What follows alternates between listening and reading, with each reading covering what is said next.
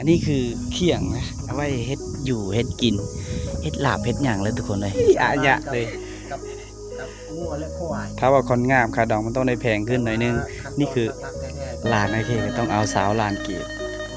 บ่าวสลีเพิ่นกำลังทักถามน้องอยู่นะ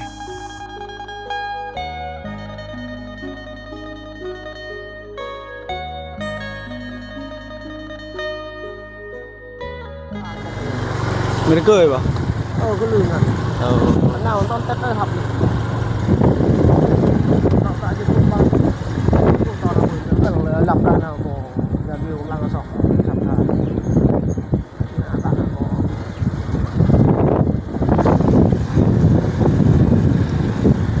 แวะอยู่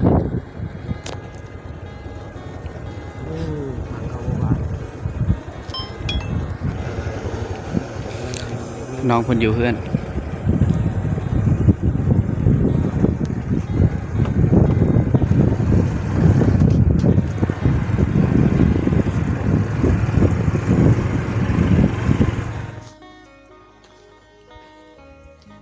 เอาสบายดีทุกคนสบายดียามตอนเช้าทุกคนเลยนะตอนนี้ไอเคเดินทางมาที่หมู่บ้านอีกหมู่บ้านหนึ่งนะทุกคนนะเป็นหมู่บ้านหาหลังคาเรือนนะทุกคนอยู่ในเขตชนบทนี่แหละทุกคนเลยก็ถือว่าเป็นหมู่บ้านน้องแอนะทุกคนตอนนี้ก็ได้เดินทางมาหอดหมู่บ้านน้องแอแล้วทุกคนเลยมากับยูทูบเบอร์สลีบานนาทุกคนนะตอนนี้สลีบานนาเพิ่นกำลังนั่งเล่นอยู่ในตารางเฮือนน้องแอนะส่วนน้องแอน้องเพิ่นกำลังขึ้นเฮือนทุกคนเอาน้องนะทุกคนนะตอนนี้ไอ้ที่ก็จะบ่ได้ถ่ายให้ทุกคนได้เบิ่งนะเพราะว่าน้องเพิ่นยังขาเวียกอยู่นะทุกคนเลยวิดีโอนี้ก็คือว่าแล้วทุกคนเดินทาง6 กิโลเมตรนะตอนนี้มาหอดหมู่บ้านกับเจ้าแล้วไอ้เคจะได้พาทุกคนนะไปรับชมวิถีชีวิตหมู่บ้านหาหลังคาเรือนนี้ทุกคนว่าเขาเจ้านะใช้ชีวิตแบบใดในช่วงฤดูแล้งฤดูนี้นะทุกคนนะทุกคนเลยอันนี้คืออาจจะแมนเล่าเข้าเขาเจ้าทุกคนเลยสำหรับพื้นตาหลางเล่าเข้านี่เขาเจ้าจะผูกแบ่ผูกยางแถวนี้ขี่แบ่นั่นแสดงว่าเป็นพุ้ยเป็นอันนั้นทุกคนเลยเขาเฮ็ดเป็นพุ้ยเป็นนั่นนะทุกคนเอาขี้แบไปใส่หน้าไปใส่ทุ่งให้ทุ่งนาจังงามเลยบอนไก่ไข่ไก่หยังนี่แหละทุกคนเลยนะพระเจ้าจะเฮ็ดหัวอ้อมไว้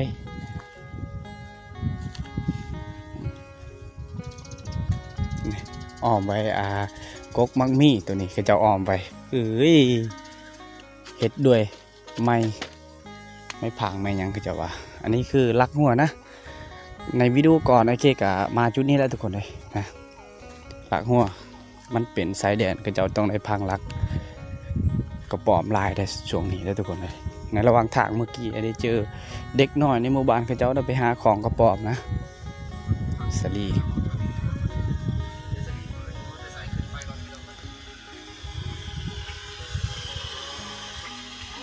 เอาทุกคนเลยนะมาเฮานี้เคจะได้พาทุกคนไปเบิ้งอันนะหอบหมู่บ้านเขาเจ้านะทุกคนนะเหมือนเดิมทุกคนเลยหมู่บ้านเขาเจ้านี่นะตอนนี้ส่วนน้องแอกำลังไห้อยู่กินข้าวเด็กหน่อยนะ2-3 เดือนนั่นแหละเด็กหน่อย2-3 เดือนอันนี้ก็อยากเหือทุกคนอยากเหือเพิ่นนะป่าว่าอยู่อันนี้นี่คือโอ้ยบอนเหือนไก่ลกไก่ทุกคนเลยนะเป็นลกที่ใหญ่เลยว้าน้องเพิ่นแต่ว่ากีน้องเพิ่นคักแห้งเลยทุกคนนะคักแห้งทุกคนเพราะว่าเขาเจ้าได้ทาซีคักแน่นะมันต้องประกันแบบทนทานนี่คือสิ้นที่น้องแอเพิ่นเฮ็ดนะทุกคนมาโอเคจะได้นับให้ทุกคนได้เบิ่งมาจากใหม่นะสิ้น1-2-3-4-5-6ไม้สิ้นมุก6ไม้คือเจ้าได้นะอันนี้ก็คือกันนะทุกคน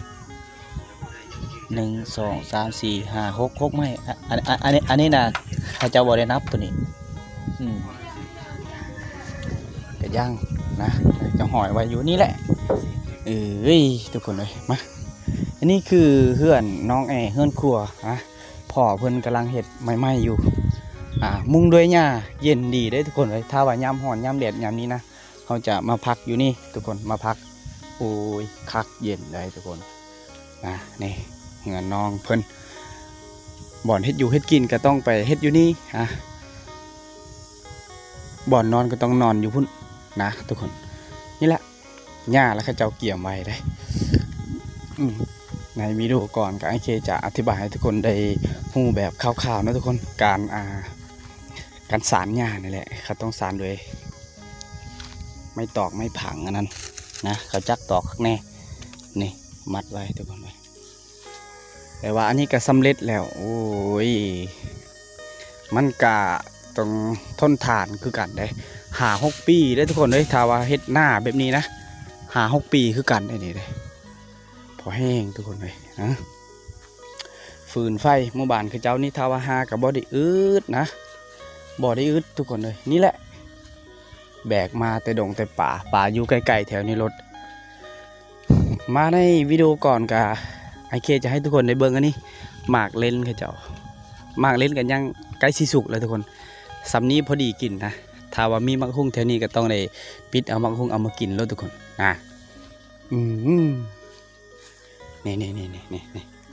นี่คือโฮงซีบ้านน้องแอนะ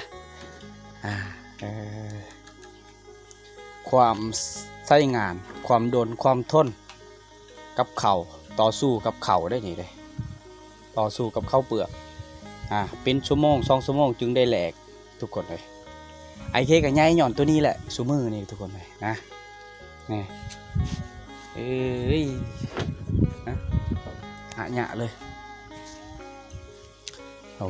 อันนี้คือกระเจ้าเฮ็ดประตูคักนี่อีกนะคอกเป็ดอยู่นี่คอกเป็ดอายเพิ่นได้เฮ็ดทุกคนเลยถึงสวนอาจจะมีดอกแขมนะดอกแขมกับปลูกไว้แต่โดน2-3 ปีมาแหละดอกแขมอายเพิ่นอันนี้ก็คักสำหรับเพื่อนน้องแง่กะ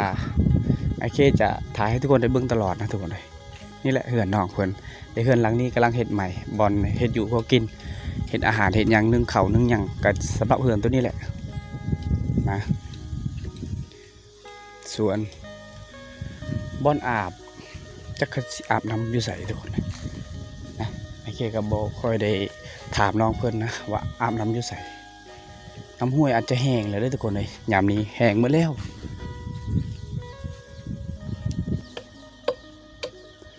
เหมือนไม้ดูนะนี่คือไม้ดูพระเจ้าโอ้ยห่มเย็นดีเลยทุกคนห่มเย็นดีไม้ดูไม้แก่นไม้ยั้งนี่บ่อึดพระเจ้าได้เก็บไว้หาไว้ถ้าว่าบ้านอื่นนี่อาจจะหาบ่เห็นสำหรับไม้แก่นแบบนี้นะทุกคนอันนี้บ่อึดบาทพระเจ้าหาไว้เก็บไว้ขอกไก่ขอกเป็ดได้ฮะ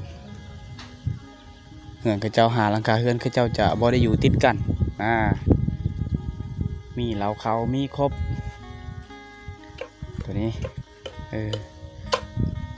บ่อนนี้ทั้งบ่อนเขาเจ้าผูกแบ่แหละทั้งมีบ่อนไก่ไข่นะเขาเจ้าได้เฮ็ดได้เอากระยังไอ้ยังมามัดไว้บ่อนไก่ไข่ทุกคนถ้าว่ายามฝนก็อาจจะเย็นดีได้เมื่อวานเขาเจ้านี่ทุกคนถ้าว่ายามนี้ก็ร้อนเพราะว่าอยู่ติดกับตีนผู้นะอากาศมันจะร้อนแต่ว่ามีลมตลอดทุกเวลาเลยมีลมพัดลงมาจากภูนะทุกคนมีฟืนมีไฟก็จะเก็บเงียบไว้ทุกคนเลยแดดตีนรถตีนยังก็จะเมียนไว้ถึงบอลเงินขั้วอยู่เฮ็ดกินแหละทุกคนถ้าว่ายามฝนอาจจะมีน้ำอยู่ในหนองตัวนี้นะแต่ว่าช่วงนี้อาจจะไม่ค่อยมีทุกคนเลย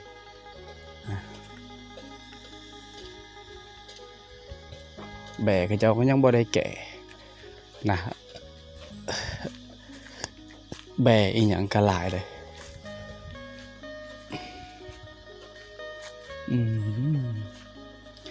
หยะเลยแดดลายอันนั้นคือขอกงัวบองเขาเจ้าได้ผูกงัวมัดงัวยามตอนแหลงยามเลี้ยงนะทุกคนนะ แต่ว่าช่วงนี้นะเขาเจ้าจะบ่ได้เลี้ยงคือกับหมู่บ้านในเขตเลยปล่อยยามนี้ทุกคนแต่ว่าไปจอบตลอดนะปล่อยก็ไปจอบตลอด1 มือ 2 มือต้องไปจอบตลอดของงัวอุ้ยมันเป็นฝุ่นคักแห้งเด้สำหรับขี้งัวทุกคนเลยมันเป็นฝุ่นคักนี่คือเหือนสารลานแปลงของเพิ่นของกระเจ้าทุกคนเลยนี่แหละเขาจะอยู่กันแบบนี้แหละนะนี่แบแล้วก็คอกแบฮะแต่ว่าส่วนนี้เป็นส่วนน้องแอร์พ่อน้องแอร์เฮ็ดเบิดตัวนี้ทุกคนเลย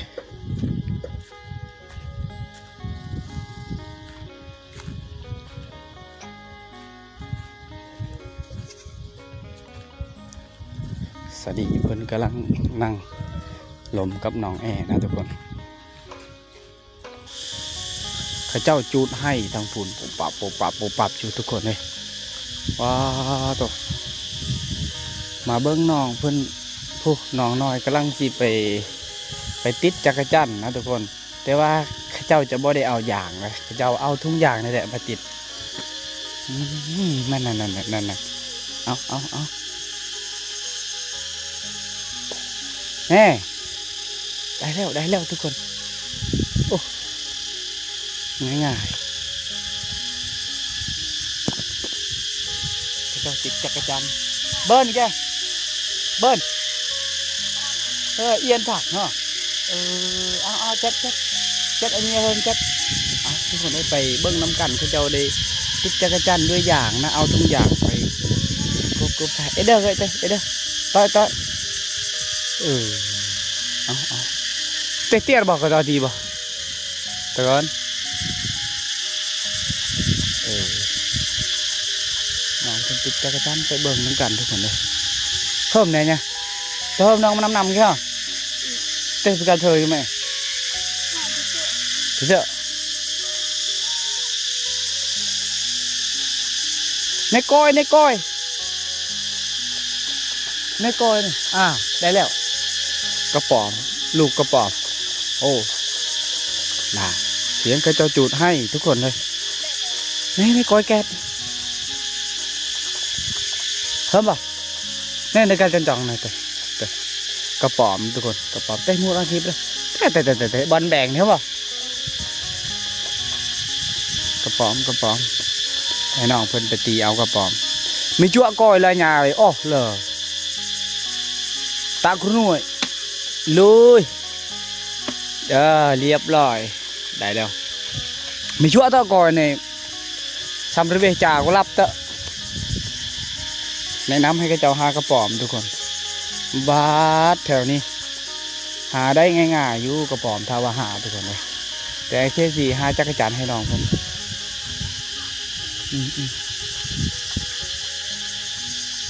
แถวลักหัวเท่านี้มันมักจะอยู่เลยสำหรับกระป๋อมยามนี้ทุกคนยามฮ้อนยามนี้นะร่มเย็นดีจุดนี้บอนพุ่มไม้ดูทุกคนเลยโอ้ยหมู่บ้านเขาเจ้านี่บรรยากาศสุดยอดเลยนะน้องนุ่งกาไปจิบจักรจันยามนี้กับจักรจันออกเลื่อนหาปกติยามนี้แหละทุกคนเลยถ้าว่าฝนตกแต่ให้มันออกหลายสำหรับจักรจันให้สวนนะพูดกำลังติดเลยแต่ว่าเขาจะเอาทุ่งยางไปกุ๊บใส่นี่ง่ายๆฮะง่ายๆเลยทุกคนเลยหยะเลยแบบนี้กันเม่นตัวแม่จักรจันตัวแม่มันมีไข่คักถ้าว่าตัวผู้มันจะบ่ได้มีไข่เห็นดีบ่คือใหญ่ๆถักไปแล้วทุกคนเลย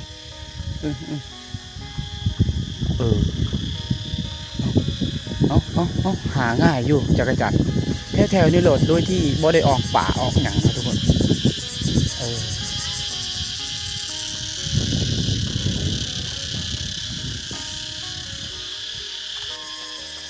หมู่บ้าน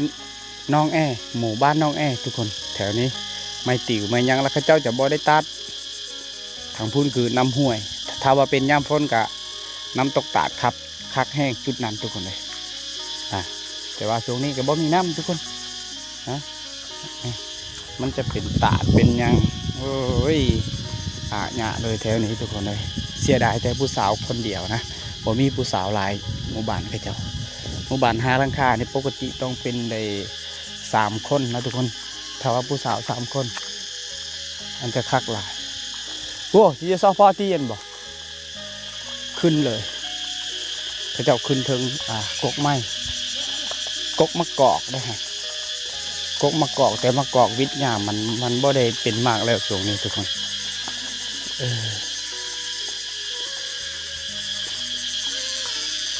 ต่อแม่ต้อยมอมต้อยซอต้อยดีเลยบ่น้องเพิ่นขึ้นติดเอาจักรจันทร์อยู่ถึงกกไม้ทุกคน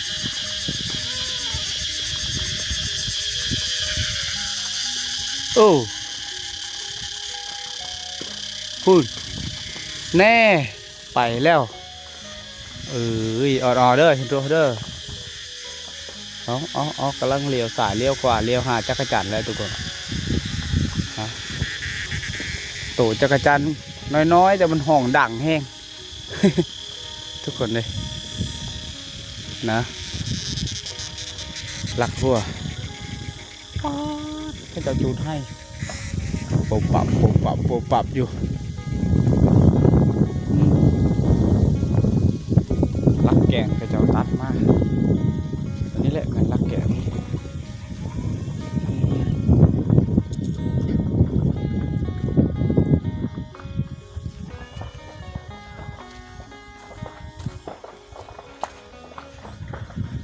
บาฮาโตเสียงข้าเจ้าจูดให้ทุกคนผ่านไปหลายนาทีนะไอเคกับสลีบ้านหน้าได้นอนพักผ่อนบอนตะลางเหือนน้องแอเพิ่นนะส่วนพ่อแม่น้องแอก็ข้าเจ้าไปถางให้เลยทุกคนยามนี้อายเพิ่นกับเอื่อยกันยังไปถางให้นะทุกคนเลยนี่แหละตอนนี้ไอเคมาอยู่จุดนี้แล้วทุกคนเลยจุดนี้ไอเคจะให้ทุกคนได้เบิ่งตลอดเลยนะอันนี้คืออายเพิ่นได้อ้องก่อนหินมาจากพุ่นได้โดยที่หมู่บ้านข้าเจ้านี่บ่ได้มีรถไถรถจักรบ่ได้มีเลยทุกคนเลยนะมีแต่เข้าอีหยังก็ต้องได้แบบว่าอ้องนี่แหละทุกคนเลยอ้องใส่บ้าหรือว่าแบกใส่บ้านั่นแหละเป็นเข้าเป็นน้ำนะการตักน้ำตามเขาก็ยังบ่ได้ฮู้นะทุกคนยังบ่ได้ไปถามน้องแอเพิ่นนะส่วนว่าอันนี้จริงๆทุกคนได้เห็นก็ต้องได้ข้าเจ้าได้ใส่กระโตห้ากายข้าเจ้าล้วนๆเลยแบกเมืองเงินมาสานนี่แหละบ่ได้ใส่จักรบ่ได้ใส่รถอีหยังเลยทุกคนเลยนี่แหละอันนี้ก็อายเพิ่นได้มาวางใบบ่อนี้เพื่อข้าเจ้าสิขุดดินขุดลงให้มันเต็มบ่อนี้ทุกคนเลยการใช้ชีวิตของคนเฮานะทุกคนคือกันแต่ว่าหมู่บ้านหาหลังคาเฮือนนี่ข้าเจ้าจะเฮ็ดแบบนี้เลยนะดูกันแบบนี้เลยอันนี้คือดอกหักอยู่ในลาวเขาเจ้าเอิ้นว่าดอกหักเลยดอกหักงามหลายสวนคือเก่าแหละเงื่อนขั้วอายเพิ่นกำลังเฮ็ดเลยตอนนี้นะอันนี้ล่ะเขาเจ้าอายเพิ่นเก็บเถื่อละเล็กเถื่อละหน่อยทุกคนเก็บเถื่อเล็กเถื่อน้อยมากองใส่มาเมียนไว้ให้มันเป็นจบดีแบบนี้นะคือกับเขาเจ้าเฮ็ดแบบเฮ็ดทางเฮ็ดอันนั้นแหละทุกคนหลังจากนั้นล่ะในมื้อหน้าอายเพิ่นว่าสิขุดดินมาใกล้ๆแล้วไปถมดินให้มันเพียงคือกันแบบนี้เลยโอ้เย็นดีได้ทุกคนเลยหมู่บ้านหาหลังคาเรือนอยู่ในเขตชนบทชนเผ่าบรูนะมันเป็นชื่อหมู่บ้านเขาเจ้าเป็นหมู่บ้านน้องเซิงทุกคนเลยน้องเซิงนะทางพุ่นแมนหมู่บ้านแกงทะเมห่างจากหมู่บ้านแกงทะเมกาประมาณ200 เมตรนี่แหละนั่นแหละ2-3 วิดีโอไอเคมาจุดนี้ก็ต้องได้บอกได้เล่าให้ทุกคนได้ฮู้และทุกคนได้จุดนี้แหละนะและกะอีก อันนี้นะอันนี้คือขอกโมไอ้คิดต้องได้เข่าเลยบ่เฮ้ยขอกโมถ้าเป็นตอนเศร้าหรือว่าตอนแรงนะหมูอาจจะเข้ากินห้ำอยู่ในนี้เอื่อยเพิ่นหรือว่าน้องแอนะเกลือหมูเกลือไก่หมูอย่างเดียวนะทุกคนต้องได้มุ่งโดยสังกะสีถ้าว่าย่ำฝนก็ข้าเจ้าบอกให้หมูข้าเจ้าเปียกนะนี่คือประตูฝาอัดตึบแล้วไม่กะไม่แบบเนื้ออ่อนอะไรมาตัดเอาตามเบิ้งนี่บ่แม่นอันนั้นดอกตัวจักซิตินนี่แล้วข้าเจ้าตัดเอานะ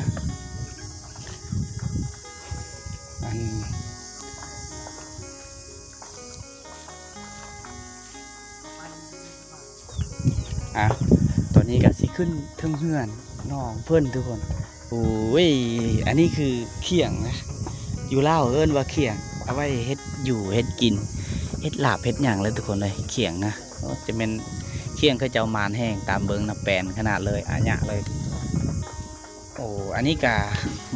ทางบ้านในเคกะจะ5เบิงยากคือกันนะเงินน้องแอทุกคนเอียงเขาเอิ้นว่าเอียงอ่างอีหยังแหละประมาณนี้แหละทุกคนนี่บ่อนพลผาพลยังคันไดเพิ่นนักแห้งเกือบบ่แผลทุกคนนักอุ้ย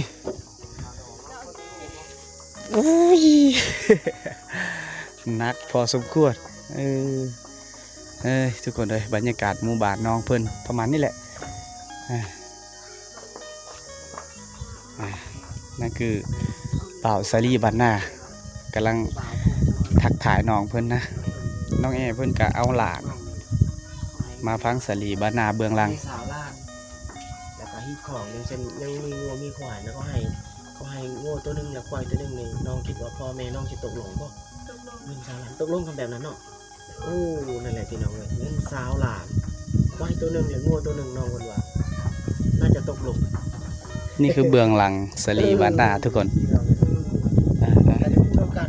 ตามที่อ้ายได้มีเปิดตู้ลายบอลอย่างชวนลายของนะอยู่ใน9 ล้าน10 ล้าน7-8 ล้านเขารู้นะทั้งสองเจ้าเก่าเจ้าบ่าวและเจ้าสาวเข้ากันเลยประมาณนั้นแต่ว่าอ้ายถ่ายคลิปบางส่วนบางตอนอ้ายก็ได้เจาะลึกแต่ตามเจ้าบ่าวและเจ้าสาวส่วนหลายท่ายเห็นคำตอนเขาพรลำบงเขาไปกินต่างๆอ้ายถ่ายแต่ละคนแต่ละอย่าง2-3 เดือนอ้ายถ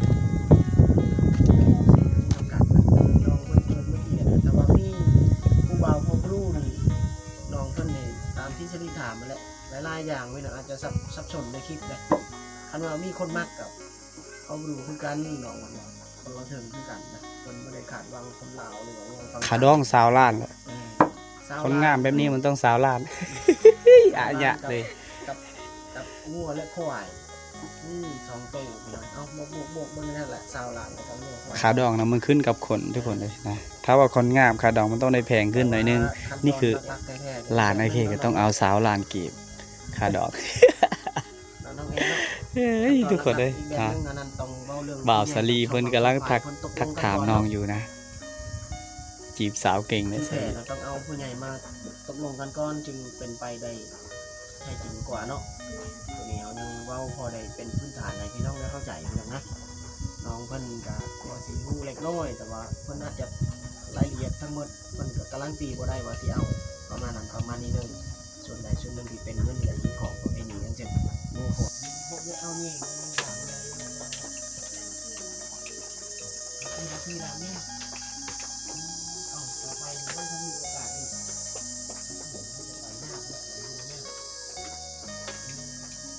ดูได้ที่ว่างๆกันหนึ่งกับเซต5กันหนึ่งนะ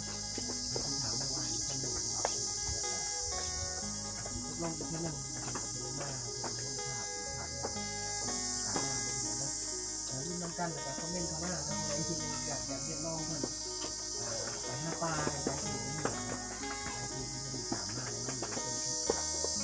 เอาประมาณนี้ก่อนเด้อน้องแอนเด้อวันนี้เด้อ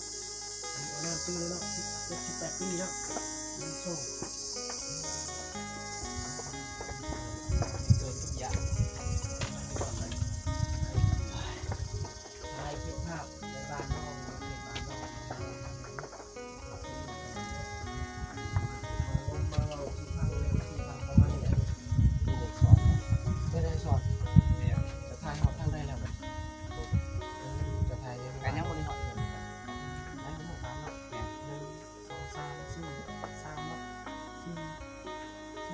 ที่น้องละห้าแสดงอยู่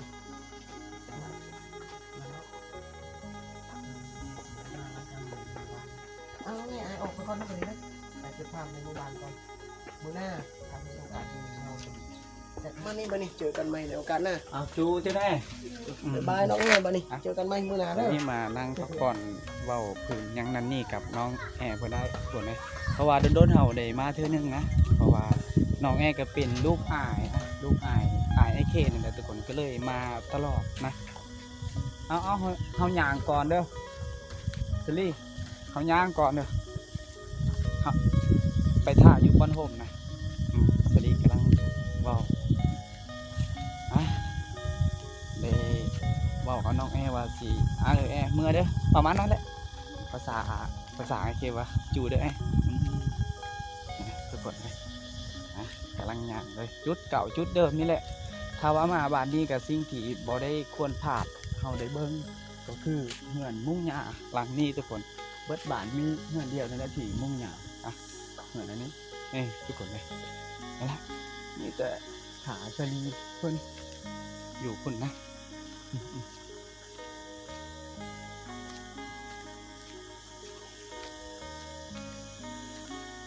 หมู่บ้านลึกลับที่เจ้าเอิญบอกหาราคาเฮือนนี่คือกกกระโดดได้ตัวนี้หยอดกระโดนกินกับลาปลาญะสวรรค์บ้านนาอยู่ในป่าเขาเจ้าจูดให้ได้ตัวนี้ขวัญสีดำแล้วแสดงว่าไฟมันไหม้ป่าแสดงว่าคักทุกคนเลยขวัญตรวจเป็นสีดำถ้าว่าควันออกเป็นสีฟ้ามันจะบ่ได้ไหมนะ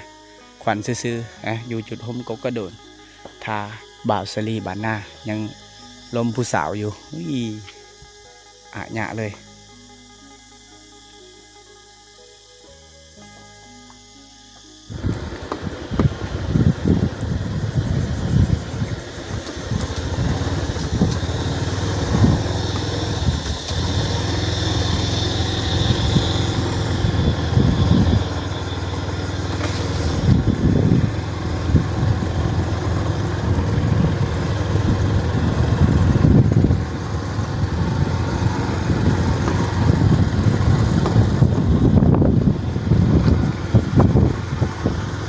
cái xem vào đâu Hùng Hiền Hùng Hiền chỗ nào cũng được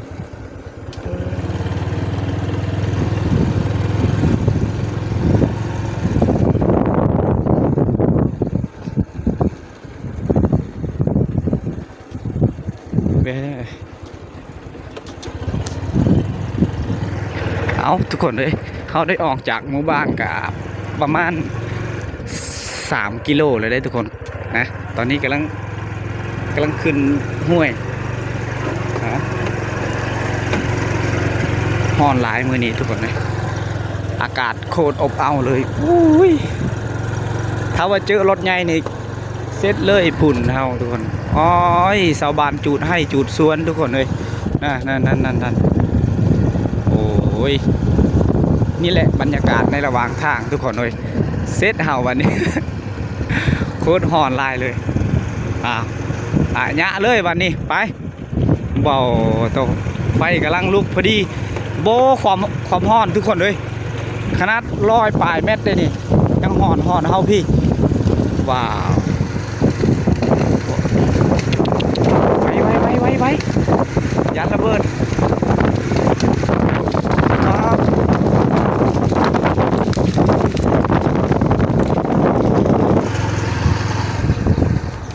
เขาหมู่บ้านแล้วทุกคนผู้สาวเตะกันต่อหยะเลยป่ะจังกระแลมเลยไหมว้าวจุดกระแลมน้องกระแลมจักรแลม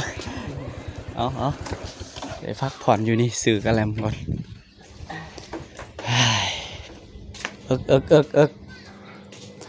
อลามไปเด้อโอ้ยจืบนั่นกระแลมยี่ห้อเลยขนมไหน ในระหว่างทางได้เจอน้องๆอะไปหาของกระป๋อมทุกคนเอ้ยตอนนี้ได้มาครึ่งทางแล้วนะน้องๆเพิ่นของกระป๋อมเอานี่ดูนี่ถือว่าแดดนี่ นี่แหละกระป๋อมทุกคนเลยอืม ตากแดดแล้วก็เลยเก็บ อาเจ๊มาไหนวะ มาแหละไหนมาแหละถามก็เจ้าว่าขายบ่10,000เจ๊บ่ พอซื้อบ่10,000เอากลามาน้ำตะโดดปอมตกแล้วตะโดเอาเปียเด้อนี่หน่อยเพื่อนนะบ่10,000บ่ตะวันเจ๊เอาเขาจะบริขาย10,000เอาส่งคืนถามน้องเพื่อนว่าขายบ่10,000เขาจะบริขายจีบ่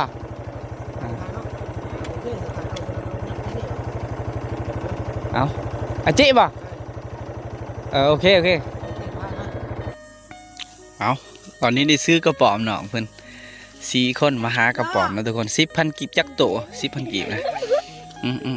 แกเล่มกันยังเหลือ3 ก่อนนะฮะ ไอเคกับไอซลีกิน2 ก่อนก็ยังเหลือก่อนเดียวให้เพิ่น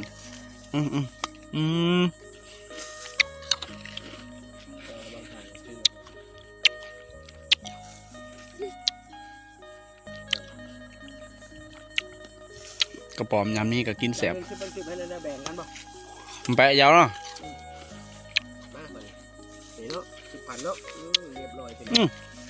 คุ้มอยู่10,000 กีบ